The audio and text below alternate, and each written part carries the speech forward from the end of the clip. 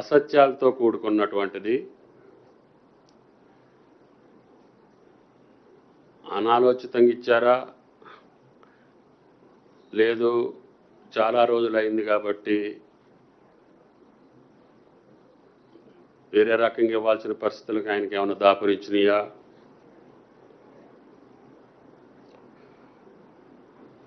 అందుట్లో సబ్ కమిటీకి సంబంధించినటువంటి సమాచారం కానీ కమిషన్ అడిగినటువంటి ప్రశ్నలకి పొంతం లేకుండా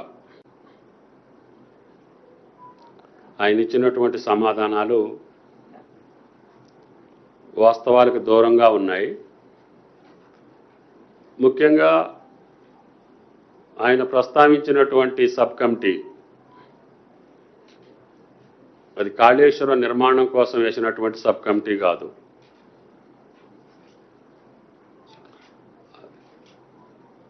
అది మేడిగడ్డ శాంక్షన్స్ ఇచ్చిన తర్వాత 15 రోజులకి ఈ రాష్ట్రంలో ఉన్నటువంటి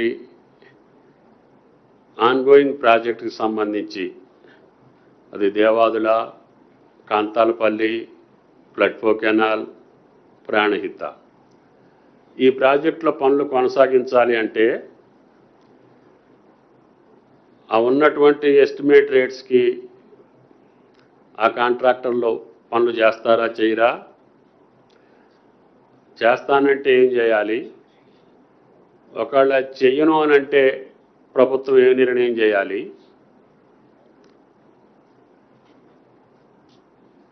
అని ప్రధానమైనటువంటి పెండింగ్ ప్రాజెక్టుల మీద సబ్ కమిటీ వేశారు. ఆ ప్రాజెక్టులో 2-3 సార్లు సిట్ చేసి ఆ సిట్టింగ్స్లో అధికారులందరినీ అడిగి సబ్ కమిటీ యొక్క సమాచారాన్ని సబ్జెక్ట్ వైజ్గా, ప్యాకేజ్ వైజ్గా మేము ప్రభుత్వానికి, క్యాబినెట్కి సమర్పించడం జరిగింది. ఆ క్యాబినెట్లో కాళేశ్వరంలో బ్యారేజీల నిర్మాణం కానీ లేదు వేరే రకమైనటువంటి సజెషన్స్ కానీ సబ్ కమిటీ ఇచ్చిన పరిస్థితి లేదు.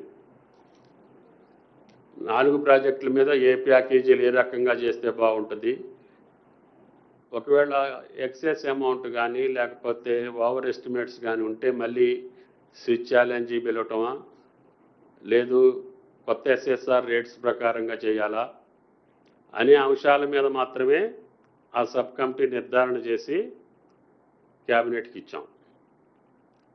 కాబట్టి ఆ సబ్ కమిటీకి కాళేశ్వరం నిర్మాణానికి అనుమతి ఇచ్చింది సబ్ కమిటీ అనే వాదన ఆయన గారు ఏదైతే ప్రస్తావించారో అది వాస్తవం కాదు.